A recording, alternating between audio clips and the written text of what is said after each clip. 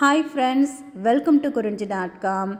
இப்போ வர காலகட்டத்தில் பார்த்திங்கன்னா 40-50 வயசுக்கு மேலே வரக்கூடிய கால் வலி, கை வலி, மூட்டு வலி எல்லாமே நம்ம ஜென்ரேஷனில் இருக்கக்கூடிய குழந்தைங்களுக்கு 20-22 வயசில் எல்லா வலியும் ஸ்டார்ட் ஆகிடுது. அதுக்கு பார்த்திங்கன்னா அந்த காலத்தில் கேவுரை மட்டுமே அதிகமாக சமைச்சு சாப்பிட்டுட்டு இருந்தாங்க. கேவுரு களியாகவே சாப்பிட்டுட்டு இருந்தாங்க. அதேமாதிரி உளுந்தங்களி, உளுந்து கஞ்சி இப்படிலாம் சாப்பிட்டுட்டு இருந்தாங்க. ஆனால் இப்போ நம்ம அதெல்லாம் மறந்தே போயிட்டோங்க. இப்போ நம்ம எப்போ குளிருதோ தலைவலிக்குதோ உடனே டீ காஃபின்னு தான் போகிறோமே தவிர இனி டீ காஃபிக்கு பதிலாக கண்டிப்பாக இதை எடுத்துக்கோங்க. ஒரு நாளைக்கு 2 வேளை குடிக்க முடிஞ்சால் 2 வேளை குடிக்கலாம், அல்லது ஒரு வேளை குடித்தா கூட பரவாயில்லைங்க. இது என்னோடய பர்சனல் சஜஷனில் சொல்கிறேன். நானே இதை ஒரு 2 வருஷமாக டீ காஃபிக்கு பதிலாக இந்த ட்ரிங்கை தான் குடிச்சிட்ருக்கேன். இது பார்த்திங்கன்னா கேழ்வரகுல அதிகமான அளவுக்கு கால்சியம், மெக்னீஷியம் இதெல்லாம் இருக்குது. கேழ்வரகு நம்ம டெய்லி எப்படியும் செஞ்சு கொடுக்க மாட்டோம் இல்லைங்களா? இந்த மாதிரி செய்யும்போது நம்ம டீ காஃபி குடிக்கிற மாதிரியே இருக்காது. அந்த டீ காஃபிக்கு பதிலாக அதே சூடாக குடிக்கும்போது நல்லாவும் இருக்கும்.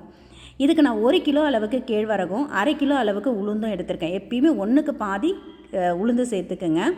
இப்போ கேழ்வரகு நல்லா ஒரு 2-3 தடவை அலசிட்டு நல்லா வெயிலில் காய வச்சு எடுத்துக்கோங்க. அதேமாதிரி உளுந்து வெள்ளை உளுந்துக்கு பதிலாக கருப்பு உளுந்து சேர்த்துக்குங்க. கருப்பு உளுந்து சேர்க்கும் போது நமக்கு ஃபைபரும் கிடைக்கும்.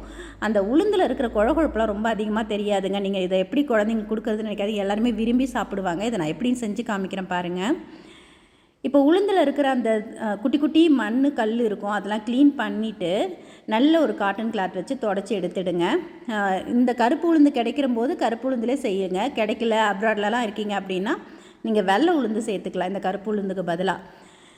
இப்போ இந்த உளுந்தும் கேழ்வரகும் நம்ம சேர்த்து செய்யும்போது நமக்கு தேவையான அளவுக்கு கால்சியமும் கிடச்சிரும். இந்த உளுந்து நமக்கு மூட்டு வலி, கைகால் வலி இதெல்லாம் வராமலும் இருக்கும். குழந்தைங்களுக்கு, அதான் வளர்கிற பெண் பிள்ளைங்க, ஆண் பிள்ளைங்க எல்லாருக்குமே பார்த்திங்கன்னா அந்த போன் எல்லாமே நல்லா ஸ்ட்ரென்த்தாக இருக்குங்க. கண்டிப்பாக இதை டெய்லி எடுத்து கொடுங்க. ஆனால் இது நம்ம டீ காஃபிக்கு பதிலாக கொடுத்தாலுமே குழந்தைங்களும் விரும்பி குடிப்பாங்க இதை. இப்போ இந்த உளுந்தை நம்ம வறுத்து எடுக்க போகிறோம். நல்ல மிதமான தீயில் வச்சு உளுந்து நல்லா வறுபட்டு வாசனை வரும். ரொம்ப கரிய வறுத்துறாதீங்க, கொஞ்சம் செவந்து வரும். அந்த ஸ்டேஜ் வரும்போது நீங்கள் இதை எடுத்துகிட்டு, நான் இன்றைக்கி ஒரு 1/2 கிலோ அளவுக்கு உளுந்துன்றதுனால 2 பேட்சாக வறுத்து எடுத்துருக்கேன். ஏன்னா நம்ம அதிகமாக போட்டு வறுத்தோம்னா சரியாக வறுபடாது, பாதியாக போட்டு வறுத்து எடுத்துக்கலாம்.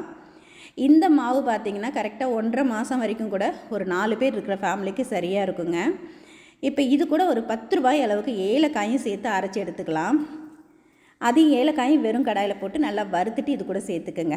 இப்போ இது எல்லாத்தையுமே மிஷினில் கொடுத்து அரைச்சி எடுத்துக்குங்க. இது பார்த்திங்கன்னா நான் ஏற்கனவே இந்த ட்ரிங்க்கை நாங்கள் கிட்டத்தட்ட ஒரு 2 வருஷமாக எடுத்துகிட்ருக்கோங்க. எனக்கு இதுக்கு முன்னாடி பார்த்திங்கன்னா மூட்டு வலி அதிகமாக இருந்தது. அதேமாதிரி என் பொண்ணுக்கு பீரியட் டைமில் வரக்கூடிய வலியும் ரொம்ப அதிகமாக இருந்தது. இப்போ இது எல்லாமே கொஞ்சம் ஓரளவுக்கு கண்ட்ரோலாக இருக்குது. இதை நம்ம ரெகுலராக எடுக்க நல்ல ஒரு ரிசல்ட் கிடைக்குதுங்க. கண்டிப்பாக நீங்களும் ட்ரை பண்ணி பாருங்கள். இந்த மாதிரி பெரிய சம்பளத்தில் அரைச்சி வச்சுக்கிட்டு நம்ம தேவைக்கு ஏற்ற மாதிரி இந்த ஒரு சின்ன சம்பளத்தில் மாற்றிக்குங்க. தேவைக்கு ஏற்ற மாதிரி போட்டுக்கலாம். ஏன்னா அந்த ஈரம் பட்டுதுன்னா வண்டு வரதுக்கு சான்ஸ் இருக்குது. அதனால் நீங்கள் தேவைக்கு ஏற்ற மாதிரி ஒரு சின்ன பாத்திரத்தில் எடுத்து மாற்றி வச்சுக்கோங்க. இப்போ இதை ரெடி பண்ணுறதுக்கு இப்போ ஒரு ஆளுக்கு ஒரு 200 ml அளவுக்கு கொடுக்க போகிறோம் அப்படின்னா நம்ம 250 ml ஒரு 250 ml அளவுக்கு தண்ணி விட்டுக்கலாம். இப்போ நான் 2 பேருக்கு கொடுக்கறதுனால இந்த 200 ml கப்பால் 2.5 கப் அளவுக்கு தண்ணி விட்டுருக்கேன். 1/2 கப் அளவுக்கு பால் சேர்க்க போகிறேன். உங்களுக்கு எந்த அளவுக்கு தேவையோ நீங்கள் அதுக்கேற்ற மாதிரி சேர்த்துக்கலாம். இப்போ இதில் 1 டம்ளருக்கு 2 ஸ்பூன் அளவுக்கு மாவு சேர்த்தாலே போதுங்க. இது ரொம்ப கெட்டியாக நம்ம கூழ் காசுற மாதிரி காசக்கூடாது. இது நல்லா தண்ணியாக இருக்கும்போது தான் நம்ம அந்த டீ காஃபி குடிக்கிற ஒரு இதுவே கிடைக்கும் நமக்கு. அதே ஒரு இதுவே இருக்கும். டீ காஃபி குடித்த மாதிரியே இருக்கும். நமக்கு டீ காஃபி குடிக்கணும்னு தோணாமலும் இருக்கும் இது.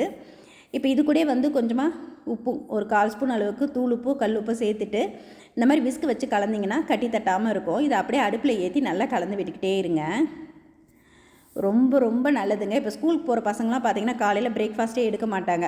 அவங்க பிரேக்ஃபாஸ்ட்டே எடுக்கலைனாலும் பரவாயில்ல, இதில் நல்ல ஒரு பெரிய டம்ளர் அளவுக்கு கொடுத்துட்டிங்கனாலே போதும். இது நல்ல ஒரு 11 மணி வரைக்குமே நல்லா ஃபில்லிங்காக இருக்குங்க. நீங்கள் டயட்டில் இருக்கணும்னு நினச்சா கூட நீங்கள் மார்னிங் பிரேக்ஃபாஸ்ட்டுக்கு பதிலாக இதை எடுத்துக்கலாம். அவ்வளோ நல்லா ஃபில்லிங்காக நல்லா எனர்ஜியாக இருக்கும். காலையில் நம்ம சுறுசுறுப்பாக வேலை செய்கிறதுக்கு ஏற்ற ஒரு ரெசிபிங்க இது.